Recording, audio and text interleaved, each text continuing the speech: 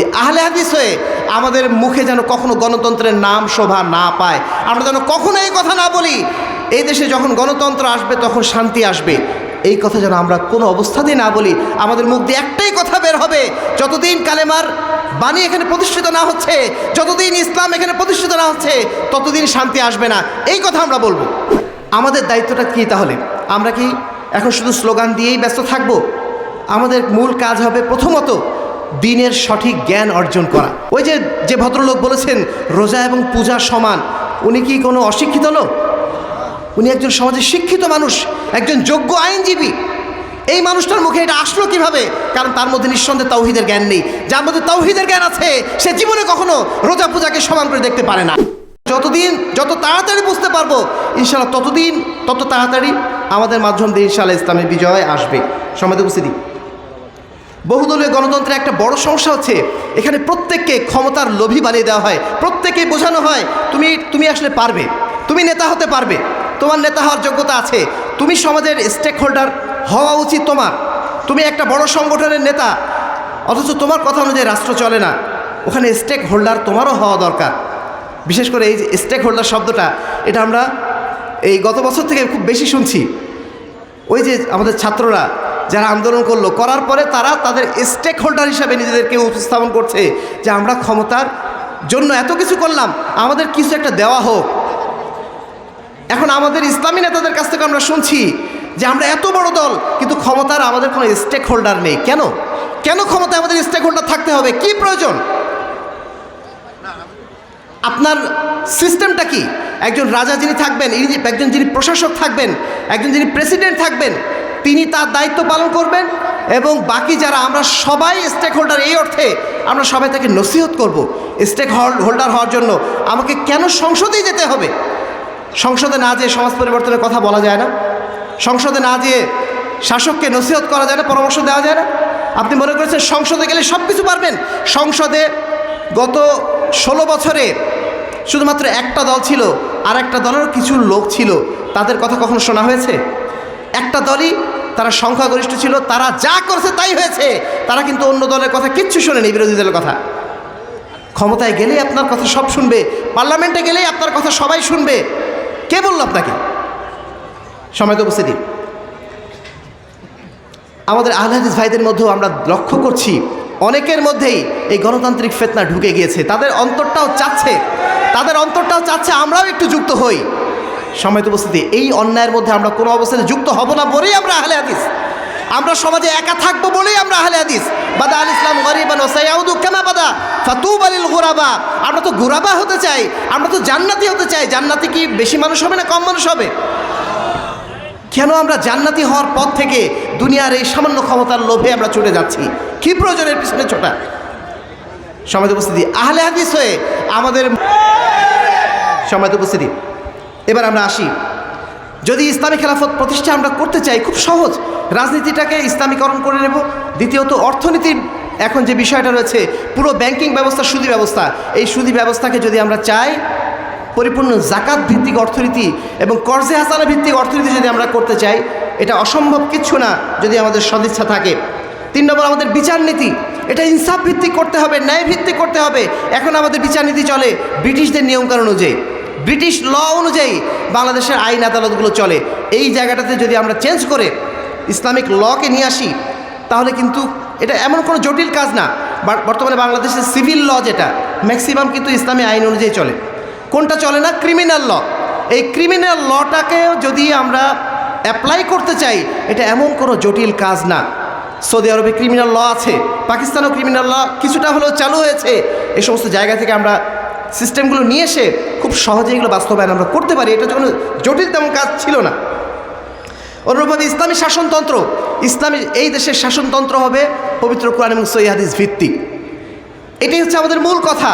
কোরআন এবং সহিহ হাদিস ভিত্তিক আমাদের সংবিধানটাকে সাজিয়ে নেওয়া, এটাও তেমন কোনো জটিল কাজ না যদি আমাদের সদিচ্ছা থাকে। অনুরূপভাবে পররাষ্ট্রনীতি বলেন, অমুসলিমদের বিরোধী নীতি বলেন, ইসলামের সমস্ত নিয়মকানুন কিন্তু দেওয়া আছে। এগুলো আমরা শুধু নিজেরা পড়ি না, আমরা বুঝি না, না বোঝার কারণেই আজকে আমরা এত জটিল মনে করছি। যারা মনে করছে যে ইসলামী খেলাফত সম্ভব না, কেন সম্ভব না? আপনারা একটু স্টাডি করুন, পড়াশুনো করুন, কেন ইসলামী খেলাফত এই দেশে বাস্তবায়ন করা সম্ভব নয়। যেই দেশে 80% মানুষ ইসলাম চায়, যে দেশে অধিকাংশ মানুষ ইসলামের জন্য তাদের অন্তরটাকে মানে সবসময় প্রস্তুত করে রেখেছে, ইসলামের জন্য তারা রক্ত দিতে প্রস্তুত, সেই দেশে আপনার ইসলামী খেলাফত প্রতিষ্ঠিত হবে না কেন? সময় উপস্থিতি। এবার আমরা আসি খেলাফত অর্জনের নবীদের পথটা কি ছিল। আমরা তো নবীদের অনুসারী না, নাকি আমরা আমেরিকার অনুসারী, নাকি ইন্ডিয়ার অনুসারী, নাকি ইংল্যান্ডের অনুসারী? আমরা তো অনুসারী আল্লাহ, তাই না? আমরা তো অনুসারী আমাদের নবীদের। নবীরা কোন তরিকায় সমাজকে সংস্কার করেছিলেন, নবীরা কোন তরিকায় সমাজ ব্যবস্থাকে পরিবর্তনের জন্য চেষ্টা করেছিলেন, সেটাই আমাদেরকে মূল লক্ষ্য হিসাবে নিতে হবে, মূল পদ্ধতিতে হিসাবে নিতে হবে। আমরা সবসময় এটা বিশ্বাস করি, ক্ষমতার মালিক আল্লাহ, ক্ষমতার মালিককে জনগণ না। ক্ষমতার মালিক কি জনগণ? এই যুগে যারা মনে করছেন যে ইসলামী খেলাফত সম্ভব না, তারা মূলত আল্লাহর উপর বিশ্বাস রাখেন না। বিশ্বাস কার উপর রাখেন? মানুষের উপর রাখেন। তারা মনে করেন অধিকাংশ মানুষ যেহেতু ইসলামী খেলাফত চায় না, অতএব ইসলামী খেলাফত এই যুগে হবে না। কেন হবে না? যদি আপনার আল্লাহর উপর বিশ্বাস থাকে, আল্লাহর উপর যদি বিশ্বাস থাকে, তাহলে আপনার বিশ্বাসটা এটাই হবে যে ক্ষমতার মালিক কে? একমাত্র কে? আল্লাহ রাব্বুল আলামিন। যদি আল্লাহর উপর ক্ষমতা দেন, ক্ষমতা আসবে। ক্ষমতা যদি না দেন, হাজার মানুষকে আপনি সন্তুষ্ট করার চেষ্টা করেন না কেন, কোনো অবস্থাতে লাভ হবে না। সমাজ উপস্থিতি। আমরা এবার আসি, আল্লাহ রাসূল সাল্লাল্লাহু আলাইহি ওয়াসাল্লাম শেষ জামানার সম্পর্কে একটা ভবিষ্যৎবাণী করেছেন। শেষ জামানায় খেলাফত কিন্তু আসবে, কিন্তু খেলাফত আসবে কোন তরিকায়? আলা মিনহাজি নবুয়া, নবুয়তের তরিকায়, খ্রিস্টানদের তরিকায় না। আসবে নবুয়তের তরিকায়। নবুয়তের তরিকা কি? আল্লাহ বলছেন, ওয়াদাল্লাহুল্লাযীনা আমানু মিনকুম ওয়া আমিলুস সালিহাত লা ইস্তাখলিফান্নাহুম ফিল আরদি কামা ইস্তাখলাফাল্লাযীনা মিন ক্বাবলিহিম। সূরা নূরের 55 নম্বর আয়াতটা সবাই যেন আমরা মুখস্থ করে রাখি, বিশেষ করে সেই সময় যে আল্লাহ রাব্বুল আলামিন খেলাফত কীভাবে দেন। আল্লাহ বলছেন, যদি খেলাফত তোমরা পেতে চাও, দুইটা কাজ করো। আল্লাহর প্রতি বিশুদ্ধ ঈমান আনো এবং সেই সাথে আমলে সলেহ করো, সৎ আমল করো। তাহলে আল্লাহ রাব্বুল আলামিন তিনি শপথ করে বলছেন, লা ইস্তাখলিফান্নাহুম কামা ইস্তাখলাফাল্লাযীনা মিন ক্বাবলিকুম, তোমাদেরকে অবশ্যই তিনি শাসন ব্যবস্থা দেবেন, ক্ষমতা দেবেন, যেভাবে তিনি ইতিপূর্বে খেলাফত দান করেছিলেন অতীতের যারা জাতি ছিল তাদের উপরে। আল্লাহ রাব্বুল আলামিন যে শপথ করেছেন, এই শপথ কি মিথ্যা? আমাদের মনে হচ্ছে মিথ্যা, তাই না? কবে খেলাফত আসবে না আসবে? ইমানের উপর তো আমরা আছি, আমরা তো আমলে সলে করছি, তারপর তো খেলাফত আসে না। অনেকের মধ্যে এই ধরনের ইমানি দুর্বলতা চলে এসছে। না, এই কথা কখনোই ভাববেন না। এই দেশের অধিকাংশ মানুষ তারা এখনও প্রকৃত অর্থে ইমানদার নয়। তারা চাচ্ছে ইসলামী অনুশাসন বটে, কিন্তু তারা প্রকৃত অর্থে কি ইমানদার? এখনও বাংলাদেশে 2,98,000 পীরের মাজার আছে। ওই মাজারে কারা যায়? অমুসলিমরা যায় নাকি মুসলিমরা যায়? মুসলিমরাই তো যাচ্ছে। আজকে বাংলাদেশের প্রত্যেকটা এলাকায় বেদাতের ছড়াছড়ি। এই বেদাতগুলো কারা করে? মুসলমানরা করে নাকি অমুসলিমরা করে? আমরা এখন শিরক বেদাত থেকে মুক্তই হতে পারি নাই। যেই দিন আমরা শিরক মুক্ত ঈমানের অধিকারী হব, যেই দিন আমরা সৎ আমল করবো এমনভাবে যে বেদাতের সাথে আমাদের কোনো সম্পর্ক নেই, সেই দিন আমরা অন্তর থেকে দাবি করতে পারবো, হে আল্লাহ রাব্বুল আলামিন, আপনি তো ওয়াদা করেছিলেন, আপনি তো এখন আমাদেরকে ক্ষমতা দেবেন ইনশাআল্লাহ। কিন্তু সেই জায়গায় আমাদের তো আসতে হবে আগে। এদেশের 95% মুসলমান এখনও পর্যন্ত সালাতই আদায় করে না। সব কিছু বাদ দেন, আপনি সালাতটা অন্তত আদায় করেন। সালাতটাও আপনি আদায় করেন না। 5 ভাগ মানুষ মাত্র সালাত আদায় করে। তাও যারা সালাত আদায় করে তারাও সহি তরিকায় আদায় করে না, নিজেদের মাযহাবের তরিকায়, নিজেদের মন গড়া তরিকায় সালাত আদায় করে। আল্লাহ রাসূলের তরিকায় সালাত আদায় করে কয়জন মানুষ?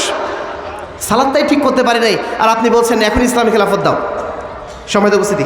তাহলে প্রথম কাজ হচ্ছে ঈমান এবং আমলে সলেহ, এই দুটো হচ্ছে আমাদের ইসলামী খেলাফত পাওয়ার প্রধান মাধ্যম। দ্বিতীয়ত তাজকিয়া এবং তারবিয়া। নিজের ঈমানকে সবসময় পরিচর্যা করতে হবে, মানুষের ঈমানকে পরিচর্যা করার জন্য চেষ্টা করতে হবে।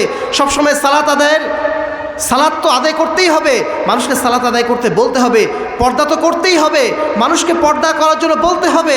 ইসলামী অনুশাসনগুলো মানার জন্য বলতে হবে। সেই সাথে আমাদের মুআমালাতের ক্ষেত্রে যাবতীয় হারাম থেকে দূরে থাকতে হবে, যাবতীয় হারাম ইনকাম থেকে দূরে থাকতে হবে। আমাদের ইনকামটাকে হালাল করতে হবে। আমাদের পারস্পরিক যে মুআশারাত, পারস্পরিক যে আমাদের মুআমালাত, এই সমস্ত ক্ষেত্রে আমাদের সদাচরণের অধিকারী হতে হবে, আমাদের ভাইদের অধিকার দিতে হবে, মায়েদের অধিকার দিতে হবে, পরিবারের অধিকার দিতে হবে, সমাজের মানুষের যার যতটুকু অধিকার আছে সেই অধিকারগুলো দিতে হবে। কারোর উপর জুলুম করা যাবে না। এই যে নীতিমালাগুলো ইসলাম আমাদের দিয়েছে, এই নীতিমালাগুলো যদি আমরা আমাদের জীবনে না উপস্থাপন করি, না প্রতিষ্ঠা করি, ইসলাম এমনি এমনি কায়েম হবে না।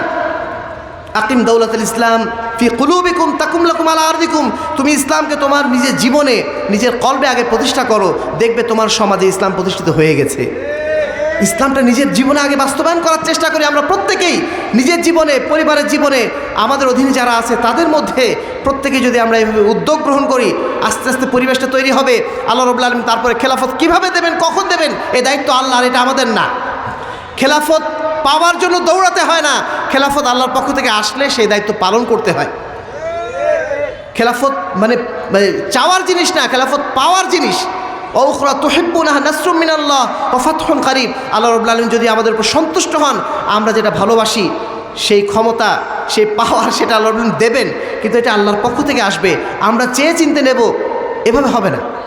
সম্মানিত উপস্থিতি, 3 নম্বর যেটা কাজ, আমাদের জিহাদে আমাদেরকে অবতীর্ণ হতে হবে। সেই জিহাদ মানে কি? যে কোনো অন্যায়ের বিরুদ্ধে আমাদের অবস্থান থাকতে হবে, অন্যায়ের বিরুদ্ধে আমাদের কথা থাকতে হবে, অন্যায়ের বিরুদ্ধে আমাদের সার্বিক প্রচেষ্টা থাকতে হবে। আল্লাহ বলছেন, ইয়া আইয়ুহাল্লাযীনা আমানু হাল আদুল্লুকুম আলা তিজারাতিন তুনজিকুম মিন আযাবিন আলীম। হে ঈমানদারগণ, আমি কি তোমাদেরকে এমন একটা ব্যবসা সম্পর্কে বলবো না যে ব্যবসা তোমাদেরকে মুক্ত করবে মিন আযাবিন আলীম, আল্লাহর দেওয়া মহা আযাব থেকে। কি করতে হবে? তুমিনুনা বিল্লাহি ওয়া রাসূলি, আল্লাহর প্রতি ঈমান আনো, রাসূলের প্রতি ঈমান আনো, ওয়া তুজাহিদুনা ফি সাবিলিল্লাহি বিআমওয়ালিকুম ওয়া আনফুসিকুম, এবং আল্লাহর রাস্তায় তোমরা জিহাদ করো, সংগ্রাম চালাও তোমাদের জান দ্বারা, তোমাদের মান দ্বারা। যালিকা খায়রুল লাকুম ইন কুনতুম তা'লামুন, এটাই তোমাদের জন্য সবচেয়ে উত্তম যদি তোমরা জানতে। আমাদের কাজ হচ্ছে, যখন আমরা ঈমান এনেছি, নিজেরা পরিশুদ্ধ হয়েছি, তখন আমাদের দায়িত্ব হচ্ছে সমাজে যত অন্যায় হচ্ছে সে অন্যায়ের বিরুদ্ধে কথা বলা, সে অন্যায়কে দূর করার চেষ্টা করা। আজকে যদি আমরা মনে করি যে না, গণতন্ত্র বর্তমান বিশ্বে এটা চলমান একটা সিস্টেম, এই সিস্টেমের বিপরীতে কোনো কথা বলা যাবে না, এটা হবে আমাদের জন্য চরম আত্মঘাতী একটা ভুল। আমাদেরকে অবশ্যই কথা বলতে হবে। যেটাকে আমি অন্যায় জেনেছি, যেটাকে আমি শিরক জেনেছি, যেটাকে আমি কুফরি জেনেছি, সেটাকে আমি কখনোই বৈধ বলে মনে করতে পারি না, সেটা নিয়ে আমি কখনো চুপ থাকতে পারি না। যদি আমি চুপ থাকি, সমাজে এটা স্থায়ী হয়ে যাবে। আমাদের পূর্বপুরুষরা চুপ ছিলেন বলেই আজকে গণতন্ত্র আজকে সমাজে প্রতিষ্ঠিত হয়ে গেছে। এর বিরুদ্ধে কিছু মানুষ যদি আমরা আন্দোলন না করতাম,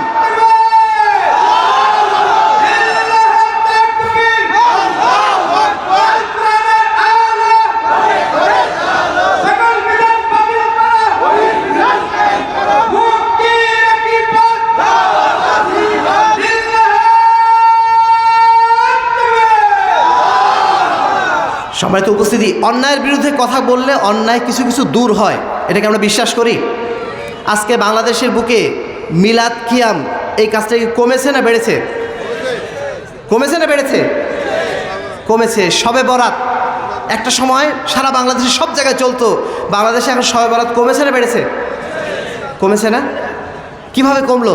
কিছু মানুষের সত্যের পক্ষে অবস্থান নেওয়ার জন্যই ধীরে ধীরে আস্তে আস্তে বেদাতগুলো দূর হয়ে যাচ্ছে না, শিরকগুলো দূর হয়ে যাচ্ছে না। বাংলাদেশে কিন্তু মুশরিকের সংখ্যা আস্তে আস্তে কমে যাচ্ছে, মাজার পূজারীদের সংখ্যা, মাজারে যাওয়া মানুষের সংখ্যা আস্তে আস্তে কি কমছে না বাড়ছে? কমছে। কিন্তু আমরা যদি এখন থেকে কথা বলা শুরু করি, না গণতান্ত্রিক সিস্টেমে কখনো ইসলাম প্রতিষ্ঠিত হতে পারে না। ইসলাম যদি আসে ইসলামী তরিকাতেই আসবে, ইসলামী শাসন ব্যবস্থা যদি আসে নবীদের তরিকাতেই আসবে, এবং সেই তরিকাতে যদি আমরা চেষ্টা চালাই, একদিন গণতন্ত্রের বিরুদ্ধে অবস্থান নেওয়ার জন্য কিছু মানুষ ইনশাআল্লাহ তৈরি হবে না? বহু মানুষ কিন্তু তৈরি হয়ে গেছে। আপনার খোঁজ নিয়ে দেখেন, আমি গত কয়েকদিন আগে নরসিংদী গিয়েছিলাম, সেখানে নরসিংদীর মাধবদীর সাবেক পৌর মেয়র ওই ভদ্রলোকের সাথে কথা হচ্ছিল, দায়িত্ব কিছু নেই, কিন্তু তিনি বলছেন যে এই সমাজ পরিবর্তনের জন্য এই বর্তমান সিস্টেম দিয়ে কখনো পরিবর্তন হবে না, একটা নতুন সিস্টেম দরকার, একটা নতুন নেতৃত্ব দরকার, যেই নেতা এসে এই দেশকে পুরোপুরি চেঞ্জ করে ফেলবে। সবাই কিন্তু অপেক্ষায় আছে। আপনারা যারা গণতন্ত্রের পিছনে ছুটছেন তারা সব পুরানো সিস্টেমে ঘুরছেন। আপনারা আসলে জনগণের মৌলিক চাহিদাকে আপনারা বুঝতে পারেননি এখনো। আপনারা জনগণের চাহিদাকে বুঝতে পারেননি বলেই এই সমস্ত ফালতু গণতন্ত্রের মধ্যে, বস্তাপচা গণতন্ত্রের মধ্যে এখনো ডুবে আছেন। নতুন সিস্টেমে আসেন, নতুন চিন্তাধারায় আসেন, পুরানো চিন্তাধারা বাদ দেন। ওই চিন্তাধারা বহুদিন গত হয়ে গেছে। ওই চিন্তার মাধ্যম দিয়ে পৃথিবীর বুকে কোথাও কোনো ইসলামী রাষ্ট্র প্রতিষ্ঠিত হয়নি, বাংলাদেশেও কখনো সম্ভব নয়। সুতরাং আপনারা দয়া করে গণতান্ত্রিক সিস্টেমটাকে চেঞ্জ করে কিভাবে আমরা আবারও ইসলামী খেলাফতের পক্ষে সবাই ঐক্যবদ্ধ হতে পারি, সেই প্রচেষ্টা গ্রহণ করুন। ইনশাআল্লাহ এই প্রচেষ্টাই সমাজ চাচ্ছে, এই প্রচেষ্টাই বাংলাদেশের অধিকাংশ মানুষ চাচ্ছে। আপনারা যদি দাঁড়ান, আমরা যদি দাঁড়াতে পারি, এদেশের অধিকাংশ মানুষ ইনশাআল্লাহ স্বাগত জানাবে। আমরা যদি বোঝাতে সক্ষম হই, যদি আমরা সঠিকভাবে আমাদের প্রচেষ্টা অন্যায়ের বিরুদ্ধে থাকে, ইনশাআল্লাহ মানুষের দিন সচেতন হবে। সেই দিনের জন্য আমরা অপেক্ষায় রয়েছি, সেই দিনের জন্য আমরা অপেক্ষায় থাকব। প্রয়োজনে আমরা একা থাকব, তবু আমরা হক কথা ইনশাআল্লাহ বলেই যাব। সমাজে উপস্থিতি, সর্বশেষ কথাই, দ্বীনের সঠিক জ্ঞান অর্জন করা মানে তাওহীদের জ্ঞান অর্জন করা, সুন্নাতের জ্ঞান অর্জন করা। তাওহীদ সম্পর্কে যদি না জানি, আমরা যত বড় জ্ঞানী হই না কেন, আমাদের মুখ দিয়ে দুদিন পর শিরকের বার্তা বের হবে। কেন আসলো? এই অশিক্ষার কারণে, কুশিক্ষার কারণে। আমরা চাই সমাজে তাওহীদের জ্ঞানটা সর্বত্র ছড়িয়ে পড়ুক, সুন্নাতের জ্ঞান সর্বত্র ছড়িয়ে পড়ুক। তাহলে ইনশাআল্লাহ এই সমাজটা দ্রুত পরিবর্তন হবে। 2 নম্বর কাজ, আমরা যেন কোরআন এবং সুন্নাহকে মজবুতভাবে ধারণ করি। কোনো অবস্থাতেই যেন কোরআন এবং সুন্নাহর কোনো বিধানকে আমরা ছোটোখাটো বিষয় না মনে করি। অনেক ভাই দেখছেন, আমরা দাড়ি রাখি না, ইসলামী রাজনীতি করেন, দাড়ি রাখেন না, মনে করেন এটা কি ছোটোখাটো বিষয়। ছোটোখাটো বিষয় বলে ইসলামে কিছু আছে? যদি এটা ছোটোখাটো হতো, আল্লাহ রসুলকে আমাদের নির্দেশ দিতেন, তোমরা দাড়ি বড় করো, গোঁফ ছোট করো। এই নির্দেশকে আল্লাহ রসুল কখনো দিতেন? কেন দিলেন? আল্লাহ রসুল বলছেন, মা তাহতাল কাবাইন ফাহুয়া মিনান নার। যদি টাকনুর নিচে কাপড় চলে যায়, তাহলে সেই অংশটুকু কোথায় থাকবে? জাহান্নামে থাকবে। এত কঠোর কথা বলা হচ্ছে, আর আপনি বলছেন এটা কোনো ব্যাপার না, এটা সামান্য ব্যাপার, এইসব করে লাভটা কি? সামান্য ব্যাপার মনে করছি। ইসলামের কোনো বিষয় সামান্য না। ইসলামের প্রতিটা বিষয় যখন আমরা সঠিকভাবে পালন করব, তখন কিন্তু আমাদের মধ্যে প্রকৃত অর্থে জাগরণটা আসবে। 3 নম্বর কাজ, আমরা যেন জামাতবদ্ধ হই, আমরা যেন ঐক্যবদ্ধ হই, আমরা যেন কোনো ভুয়া ফতোয়ার কারণে আমরা যেন অনৈক্যের মধ্যে ডুবে না যাই।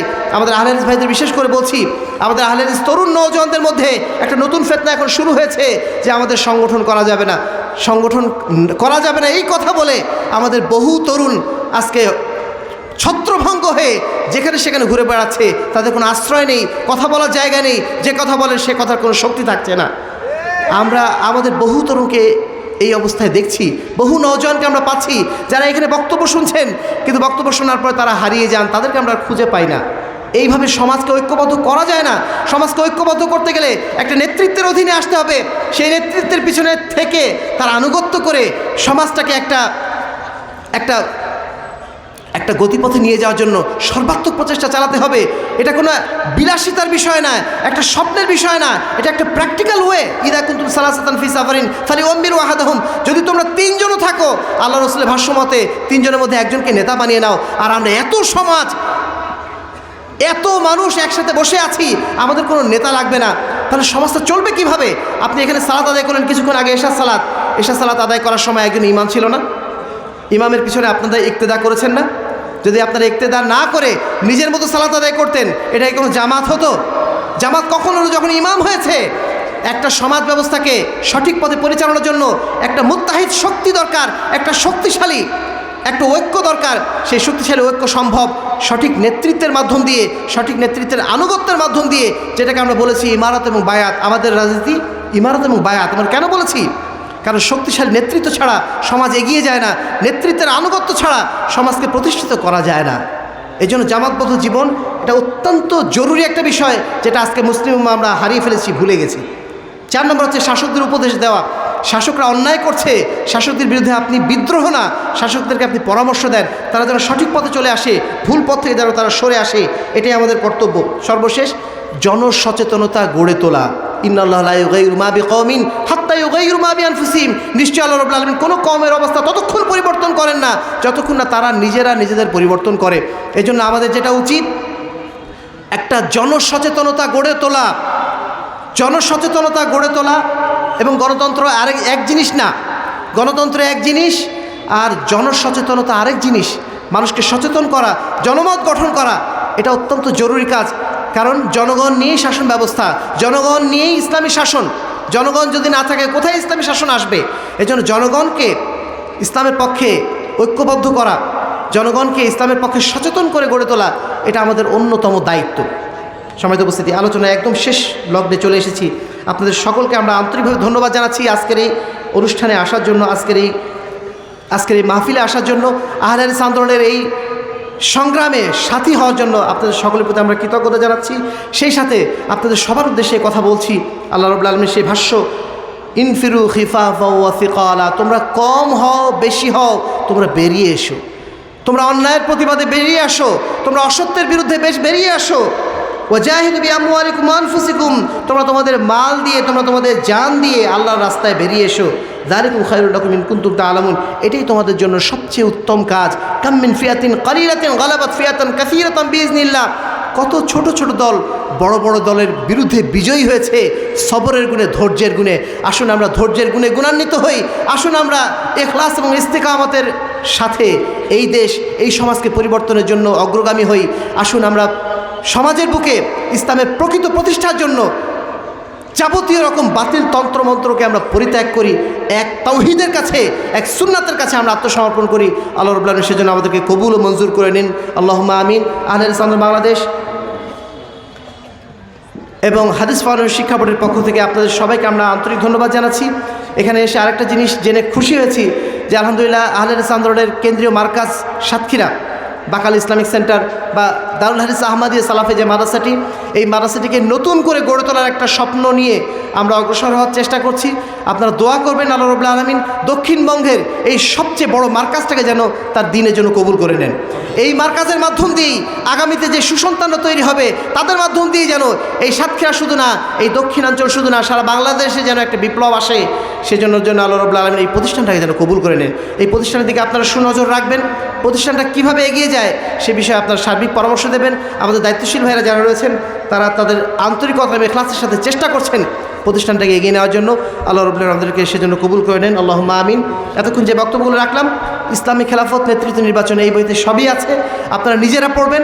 যে সমস্ত ভাইরা এখনও ভুলের মধ্যে ডুবে আছেন তাদের কাছেও বইগুলো পৌঁছে দেবেন। একজন মানুষকে যদি আমরা হেদায়েত করতে পারি সেটাই আমাদের জন্য অনেক বড় পাওয়া। একজন মানুষ টার্গেট নেন, খুব বেশি টার্গেট নেওয়ার দরকার নেই, একজন মানুষ টার্গেট নেন যে এই মানুষটা শিরকি রাজনীতি সম্পর্কে সচেতন হচ্ছে, এই শিরক থেকে নিজেকে বাঁচার জন্য চেষ্টা করছে, একজন মানুষ তৈরি করেন। দেখবেন এইভাবে আমরা সবাই একজন একজন তৈরি করতে করতে এই সমাজে একটা বিশাল অংশ তারা শিরকের বিরুদ্ধে ইনশাআল্লাহ দাঁড়িয়ে গেছে। আচ্ছা, এইগুলো মানে বলা হয়েছে না তো, ঠিক আছে। মোহতারাম আমির জামাতের পক্ষ থেকে আপনাদের সবাইকে আমরা সালাম দিচ্ছি। উনি অসুস্থ, উনি হয়তো এখানে নেই, কিন্তু তার অন্তরটা আপনাদের সাথেই পড়ে আছে। উনি হয়তো এখানে নেই, কিন্তু আপনাদের অন্তরটা তার সাথেই পড়ে আছে। আমাদের এই মহব্বতগুলো আল্লাহ রাব্বুল আলামিন তার দ্বীনের জন্য কবুল করে নিন, আল্লাহুম্মা আমিন। ওয়া আখিরু দাওয়ানা আলহামদুলিল্লাহি রাব্বিল আলামিন। আসসালামু আলাইকুম ওয়া রাহমাতুল্লাহি ওয়া বারাকাতুহু।